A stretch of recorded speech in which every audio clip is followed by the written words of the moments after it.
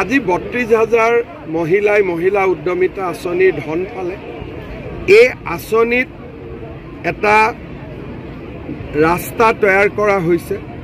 এই ৰাস্তা দি গৈ থাকিলে পৰৱৰ্তী সময়ত মহিলাসকলে ২৫,০০০ আৰু ৫০,০০০ টকা পাবলৈ সক্ষম হ'ব। SIT-য়ে সোনকালে চাৰ্জশ্বিট দিব।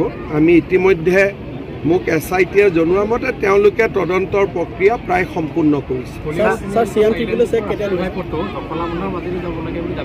এইটো কেশৱ মহন্ত ডাঙৰীয়ে জানিব, মোৰতো ইমান মইতো নাজানো।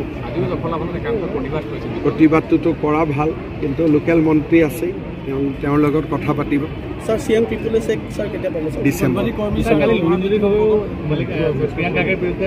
আপোনালোকে যিবিলাক মানুহৰ কথা শুনি থাকে তেওঁলোকৰ বিষয়ে প্ৰথমটো মই পঢ়িব লাগিব। নপঢ়াকৈ মই কি উত্তৰ দিম? কাৰ কথা কি কৈছে? ইমান টুইট চাই থাকিব, ফেচবুক চাই থাকিব, মোৰতো সময় নাই। ৰাতি ২টা-৩টাত শুব লাগে। তাৰ লগত যদি আকৌ চবৰে ফেচবুক পোষ্টবিলাক চাব লাগে তো ৰাতি শুবই সময় নাপাম, ২ ঘণ্টাও নাপামগৈ। AGPৰ লগত মিত্ৰতাটো থাকিব, নাথাকাৰটো কথা নহয়, খালি চিটবিলাক অলপ পৰিৱৰ্তন হ'ব। অলৰেডি হৈ গ'ল, ১ অক্টোবৰৰ পৰা দৰমহা বৃদ্ধি হৈ গ'ল চবৰে।